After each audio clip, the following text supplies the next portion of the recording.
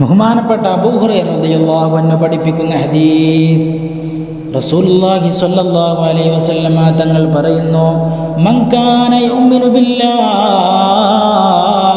ആരെങ്കിലും അല്ലാഹുവിനെ കൊണ്ട് വിശ്വസിക്കുന്നെങ്കിൽ, വൽ യൗമിൽ ആഖിർ, അന്ത്യദിനം കൊണ്ടും വിശ്വസിക്കുന്നവരാണെങ്കിൽ, ഫൽയുക്രിം ദൈഫഹു, അവൻ്റെ അതിഥിയെ അവൻ ആദരിച്ചു കൊള്ളട്ടെ, അതിഥിയെ ബഹുമാനിക്കട്ടെ, അവൻ അതിഥിക്ക് വേണ്ട സൗകര്യങ്ങൾ ഏർപ്പെടുത്തി കൊടുക്കണം.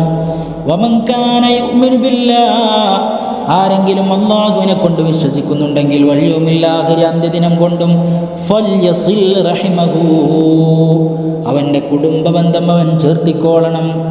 ശിഥിലമായി പോയ ബന്ധങ്ങളൊക്കെ അത് കൂട്ടിയോജിപ്പിക്കണം. ഒരു മുഅ്മിനിൻ്റെ അടയാളമാണ്, ഒരു മുഅ്മിനിൽ ഉണ്ടായിരിക്കേണ്ട വിശേഷതയാണ്. അവൻ കുടുംബ ബന്ധം ചേർത്തണം.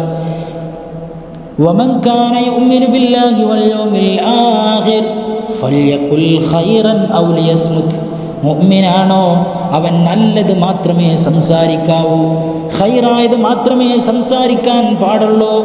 ഖൈറല്ലാത്ത കാര്യങ്ങളാണെങ്കിൽ അവൻ മൗനം പാലിക്കണം. അവൻ പറഞ്ഞതുകൊണ്ട് ഉപദ്രവമല്ലാതെ ഉണ്ടാകാൻ പോകുന്നില്ല എങ്കിൽ പിന്നെ അവിടെ പറയാൻ നിൽക്കരുത്. മൗനം ദീക്ഷിക്കലാണ് ഏറ്റവും നല്ലത് എന്ന് ഹബീബുനാ റസൂലുള്ളാഹി സ്വല്ലല്ലാഹു അലൈഹി വസല്ലമ തങ്ങൾ പഠിപ്പിക്കുകയാണ്.